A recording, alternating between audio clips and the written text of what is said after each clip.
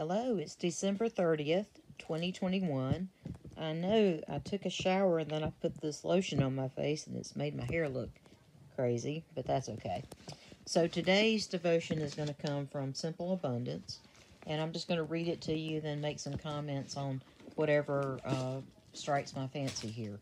So I don't know how to pronounce it. I think it's Ithaka, Ithaka. As you set out in search of Ithaca, pray that your journey be long, full of adventure, full of awakenings. Do not fear the monsters of old. You will not meet them in your travels. If your thoughts are exalted and remain high, if authentic passions you stir in your mind, body, and spirit, you will not encounter fearful monsters. If you do not carry them within your soul, and if your soul does not set them in front of you, and this was Constantine Peter Cavafy. I don't know how to pronounce these names. I'm just getting back into this kind of stuff. So anyway, here's the reading for today. As the funeral of Jacqueline Kennedy announces, many of us heard for the first time the poem Ithaca, written in 1911 by Greek poet C.P. Cavafy. This exquisite song of encouragement to travelers setting out on a voyage of self-discovery is often read as a eulogy. But I believe Ithaca is more powerful than it becomes personal affirmation of our real-life journey. Ithaca was a beloved island home of the legendary Greek hero Odysseus. After playing a leading role in the Trojan War, Odysseus roamed the world for 10 years, having adventure, meeting challenges, and learning lessons that profoundly changed him. Today, an odyssey means a long, often exhausting, exhilarating, and/or excruciating transformative journey. The search for authenticity is our personal odyssey. As we move through our daily rounds on the simple abundance path as daughters, friends, lovers, wives, mothers, and artists of the everyday, what we are really seeking is the ultimate reality. We are seeking Ithaca. Over the last 50 years, there have been several fine translations of Cavafy's poem, but for me they always seemed as if they had been written for men. That is not too surprising, as they were translated by men. However, since Ithaca has become an emotional touchstone for me, a poem I find myself meditating on a great deal, I was inspired to create a personal adaptation of Cavafy's classic for women, and so here it is. Pray that your journey be long, full of many summer mornings.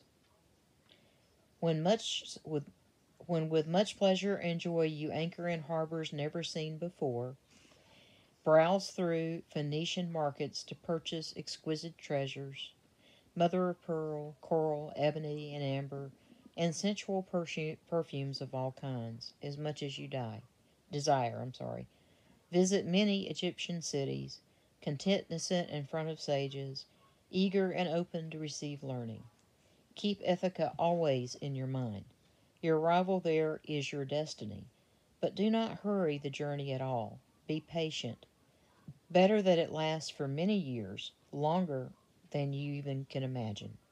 So that finally, when you reach this sacred isle, you will be a wise woman, abundantly fulfilled by all you have gained along the way. No longer experiencing Ithaca to make you wealthy, no longer needing Ithaca to make you rich. Ithaca offered you the profound journey, the chance to discover the woman you have always been. Without Ithaca as your inspiration, you never would have set out in search of the wholeness. And should you find her poor, Ithaca did not deceive you. Authenticate as you have become, full of wisdom, beauty, grace, enriched and enlightened by all who have experienced you and by all you have experienced.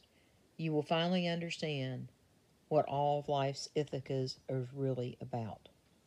And I noticed in her adapted poem, she talks about buying things in the Middle East and resting, in front of the pyramids or whatever. Uh, we're in the middle of a pandemic, and most people can't do those things right now. But I don't take them literally. I take them as things that we can do. There is a tremendous amount of offerings for things to do online. And some of these are continuing because we have continue to have restrictions for some of us that are immunocompromised on what we can do in public. So I encourage you to seek out things that are borderless. I know the MCC Church of DC has made the decision to live stream and then record all of their services so people can be included. My own church, the LDS Church, is not doing live Zoom meetings that I'm aware of, but we have a plethora of things that we can find at lds.org. We can review any conference, anything at all that we want to review. And then there's all of these things that are happening on Facebook that you can tune into. I know that I think the town of Manio might be doing a on-demand video link or whatever for the New Year's Eve festivities. I guess we'll see. But in the meantime, like I read from somebody else's post, I will have an appointment with my sofa and my TV and watching it come in the new year live from New York. So I think we'll see a lot of change this year.